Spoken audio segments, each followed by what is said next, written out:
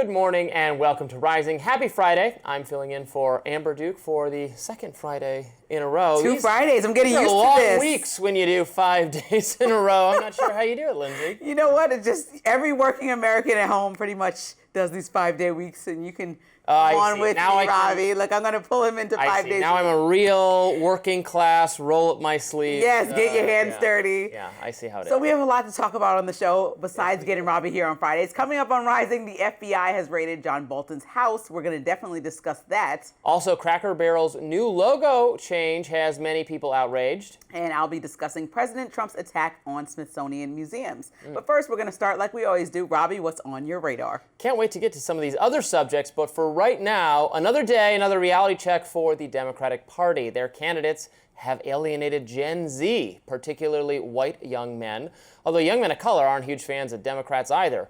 The New York Times dug into some numbers this week and found the Democratic recruitment drive is failing all over the country. Voter registration used to be a key metric for Democrats, as more voters generally meant more votes for the Democratic candidate. But now mass turnout arguably favors the GOP and Trump. Indeed, the Times analysis found some of the worst news for Democrats revolved around the young male vote. Writes the Times, the party saw some of its steepest declines in registration among young men and younger voters. The Times analysis found 2 constituencies that swung sharply toward Mr. Trump. Polling from Decision Desk HQ bears this out. Data scientist Zachary Danini writes on X, at the heart of the Democratic collapse, young white men are registering as Republicans in unprecedented numbers. Gen Z is on track to be the most pro-GOP generation since the Great Depression. It was 100 years ago. Now, the question that remains is this. Why? Why is Trump's GOP dominating the category? Well, one potential reason is that the Democratic brand just doesn't appeal to young guys anymore. It's too feminine, too hostile even to men.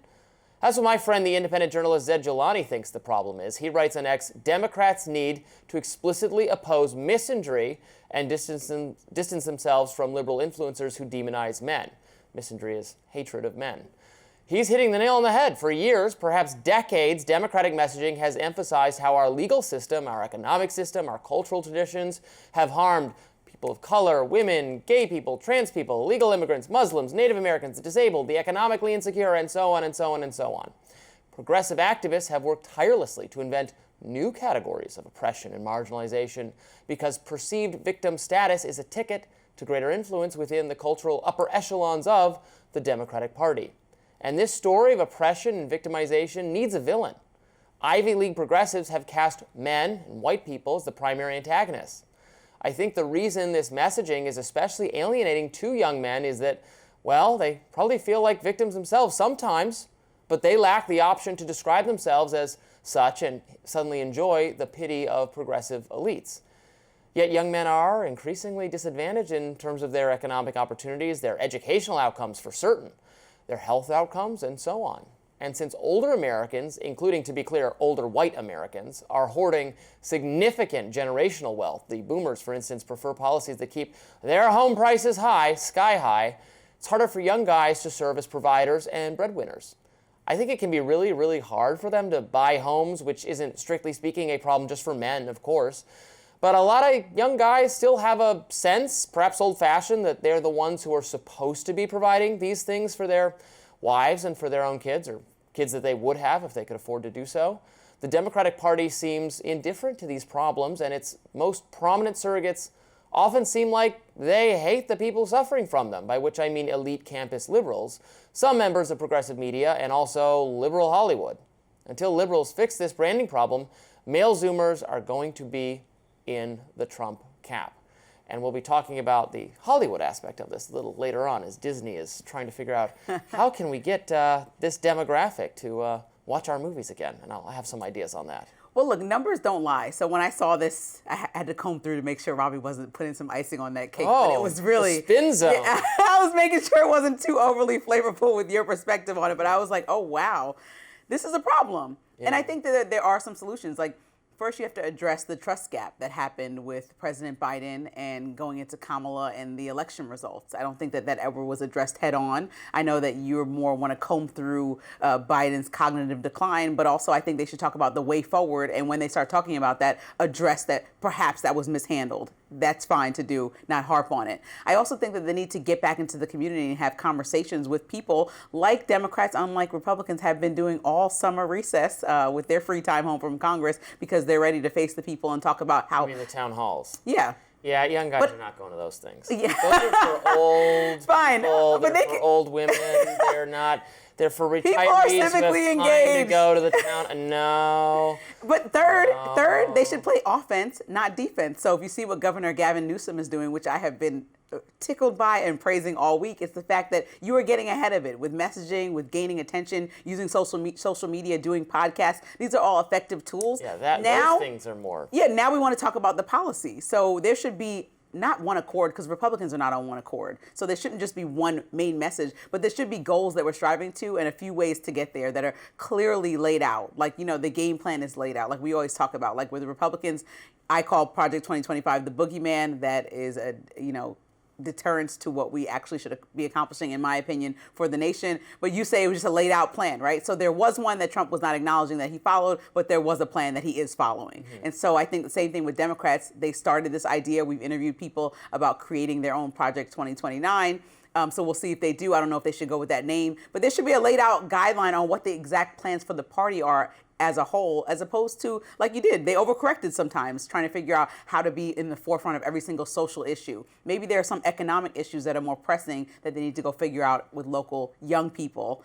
Because like you said, there's a lot of people who are graduating now, can't afford houses, can't even think about having a kid. These are all on young people's minds, and I think they feel overlooked a lot by the conversation that's kind of like way up here with, things that people have the luxury to think about rather than the things right in front of their face. Yeah.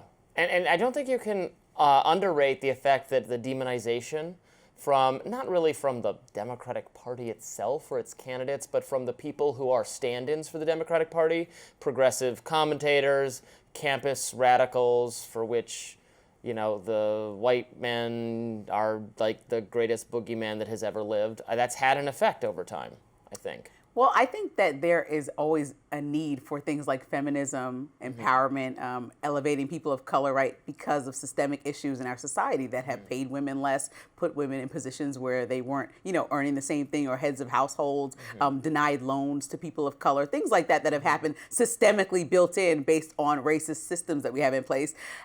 Or sexist, many things, right? There's still a wage gap between men and women. But I do think that there are ways that you could swing the pendulum way too far and talk about it to a point where even the people who are trying to help or doing something feel isolated by the conversation. And I think I always appreciate we talk about having more conversation with the people that you want to solve things with, as opposed to trying to ostracize and say, we've got this, you're the boogeyman, you're terrible. And so I do think that the pendulum swung a little bit too far, but there always is room for improvement, as I know you can agree when people have these conversations about different communities that feel like they're not, or not even feel, that factually are not on the same playing field. I just saw this. I didn't put it in my radar because I saw it literally seconds before we were about to go. Okay. But apparently there's a new memo. This is in Politico from Democrats. It's a memo, internal memo for 45 words and phrases Democrats are to avoid using that have put a wall between us and everyday people of all races, religions, Who and put this ethnicities. memo out? This is from Third Way. Okay. It's within the Democratic. No more therapy speak. No more explaining away crime. No more things that violence as in environmental violence. No more dialoguing. No more triggering. No more othering. No more microaggressions. Holding space. Body shaming. Subverting norms. All of these are words they should stop using. Holding space and therapy? It's not. I don't agree with that. Therapy speak is harmful. I'm not supposed to say harmful, but okay. Therapy speak is very bad. We'll have to We'll talk about it more. Some U.S. visa Too much holders therapy. could lose access to entering the United States. We're going to explain why after the break. Stay with us.